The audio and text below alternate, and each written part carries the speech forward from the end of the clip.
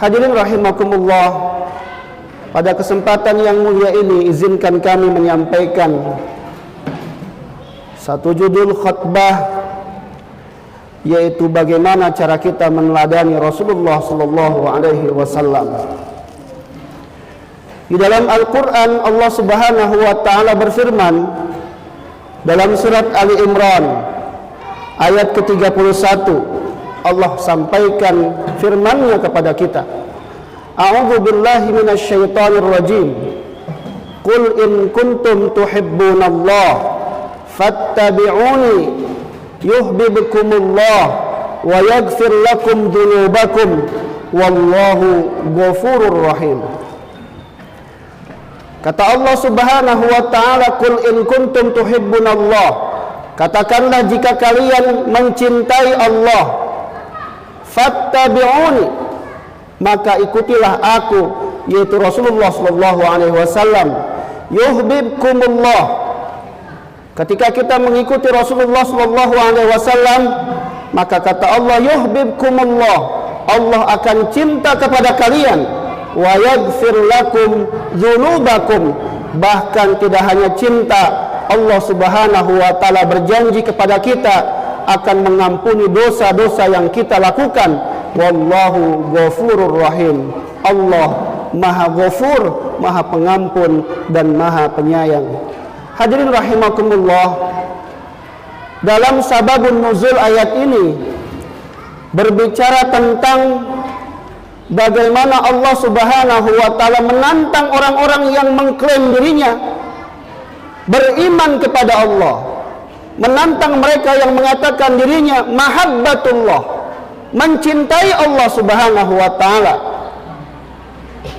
Allah menantang mereka, karenanya bentuk awal dari ayat ini adalah qul in kuntum tuhibbunallah, sebuah bentuk kalimat deklaratif seorang hamba atau seorang yang beriman kepada Allah, bahwa ketika dia mengatakan dirinya beriman kepada Allah, mahabbatullah, maka jawaban daripada itu adalah fattabi'uni yuhibbukumullah.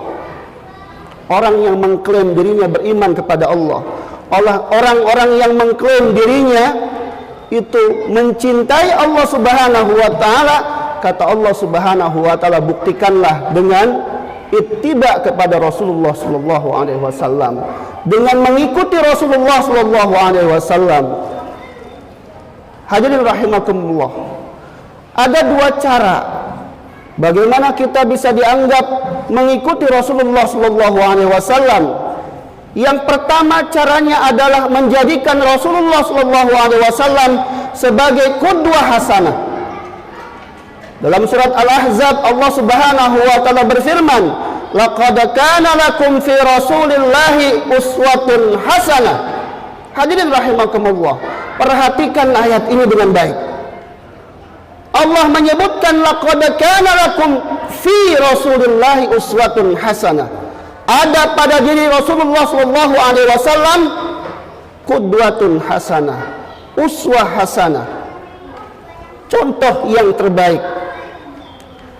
Kata Imam Az-Zamakhsyari, beliau mengatakan, kenapa di dalam ayat itu Allah Subhanahu wa taala menyampaikan huruf fi qudwatin hasanah. Ya, laqad kana lakum fi rasulillahi uswatun hasanah. Ada huruf fi sebelum kalimat Rasulullah. Fi rasulillahi uswatun hasanah. Maknanya adalah bahwa cara kita menjadikan Rasulullah SAW sebagai uswah hasanah, sebagai contoh di dalam kehidupan kita, bukan hanya dalam satu aspek kehidupan saja, bukan cuma dalam masalah ibadah kepada Allah yang sifatnya mahdhah, bukan cuma ketika kita sholat mengikuti Rasulullah SAW, tapi beliau mengatakan, Imam Az-Zamakhsyari dalam kitab tafsirnya, kata fi di situ bermakna kullun, bermakna seluruhnya. Berarti kita harus menjadikan Rasulullah SAW itu sebagai uswah hasanah kita dalam semua aspek kehidupan kita. Bukan cuma baik saat kita beribadah mahdhah di dalam masjid, tapi ketika di pasar pun baik sesuai dengan Rasulullah SAW. Ketika berpolitik pun baik sesuai dengan contoh yang dicontohkan Rasulullah SAW dalam semua lini kehidupan. Kita harus mencontoh Rasulullah SAW, baru kita akan mendapatkan liman kana yarjullaha wal yaumal akhir, bisa ketemu sama Allah, bisa baru ketemu sama Allah Subhanahu wa ta'ala ketika ittiba kita mencintai Rasulullah, ketika mengikuti Rasulullah SAW itu pada porsi yang benar sesuai dengan takaran yang disampaikan Allah dan Rasulnya. Hadirin rahimakumullah. Cara yang kedua, bagaimana kita ittiba kepada Rasulullah SAW, itu mengimani Rasulullah SAW sampai kita dipanggil oleh Allah Subhanahu wa ta'ala dengan iman yang benar, mengaku hamba Rasulullah SAW, hamba Allah Subhanahu wa ta'ala, mengaku sebagai umat Nabi Muhammad SAW. Bentuk iman kepada beliau bukan mencibir beliau, mengejek beliau misalkan, bahkan menjadi orang yang terdepan membela Rasulullah SAW. Hadirin rahimakumullah, di dalam Al-Quran disebutkan orang yang mengimani, yang istiqomah beriman kepada Rasulullah SAW di dalam kehidupannya, maka mereka layak berkumpul dengan Rasulullah SAW. Dalam salat kita sering mengatakan ihdinas siratal mustaqim. Kita mengatakan itu berkali-kali di dalam salat kita. Maka kemudian tafsir daripada ayat itu adalah siratal ladzina an'amta alaihim, orang-orang yang mendapatkan kenikmatan berupa iman kepada Allah, berupa keislaman kepada Allah Subhanahu wa ta'ala. Itulah bentuk nikmat terbesar sebagai hamba Allah Subhanahu wa ta'ala. Maka nikmat terbesar bagi kita sebagai hamba Allah adalah dengan adanya qudwah terbaik dalam segala aspek kehidupan yang bernama Rasulullah SAW, yang itu tidak dimiliki oleh agama-agama yang lain. Hadirin rahimakumullah, di dalam surat An-Nisa ketika Allah menyampaikan siratal ladzina an'amta alaihim, maka kemudian tafsirnya ulaikal ladzina an'amallahu alaihim minan nabiyyin wasiddiqin wasyuhada'i wassalihin ulaika hasuna ilaika rafiqa. Hadirin rahimakumullah, ayat yang tadi saya bacakan bercerita tentang seorang yang dia bersama Rasulullah SAW. Kemudian dia menangis, wahai Rasulullah, saat ini saya berkumpul denganmu wahai Rasulullah, saya bisa melihat wajahmu wahai Rasulullah, tapi saya nggak bisa menjamin apakah saya bisa berkumpul dengan engkau wahai Rasulullah SAW. Maka kemudian Rasul membacakan ayat ini, yaitu orang-orang yang mendapatkan nikmat dari Allah Subhanahu wa ta'ala.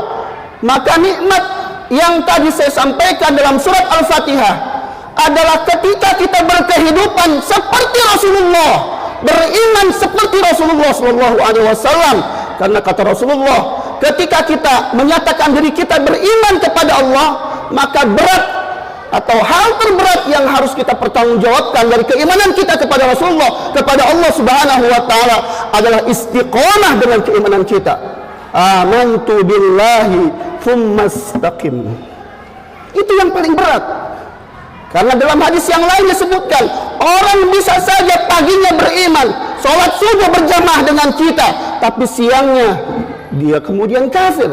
Dia kemudian melakukan hal-hal yang dilarang oleh Allah Subhanahu wa ta'ala. Yusbihur rajulu mu'minan wa yumsi kafiran. Paginya beriman kepada Allah, tapi kemudian sorenya melakukan praktek-praktek kekufuran kepada Allah Subhanahu wa ta'ala. Hadirin rahimakumullah, dalam surat An-Nisa tadi, kalau kita mau berkumpul dengan Rasulullah SAW, bertemu dengan Rasulullah,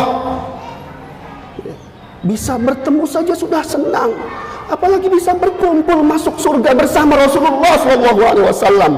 Maka cara hidup kita harus seperti orang-orang yang saleh, minas salihin, minas siddiqin, orang-orang yang selalu benar keimanannya, minas syuhada, orang-orang yang senantiasa berjuang membela agama Allah Subhanahu wa ta'ala. Hadirin rahimakumullah, semoga apa yang kami sampaikan bermanfaat bagi kita semuanya. bil khusus bagi al-faqir, bagi al-faqir. Barakallahu lakum fil Qur'anil azim wa nafa'ni wa iyyakum bima fihi min ayati wa dzikril hakim wa taqabbalallahu minni wa minkum tilawatahu innahu huwal ghafurur rahim.